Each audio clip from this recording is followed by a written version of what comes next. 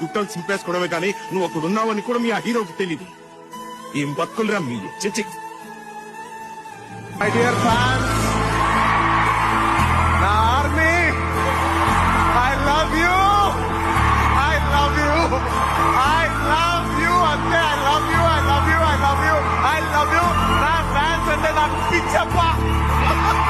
నన్ను ఎప్పుడు సపోర్ట్ చేసే నా ఫ్యాన్స్ కి డెడికేట్ చేద్దామని I want to dedicate the entire efforts of this film and the success of this film to all my fans.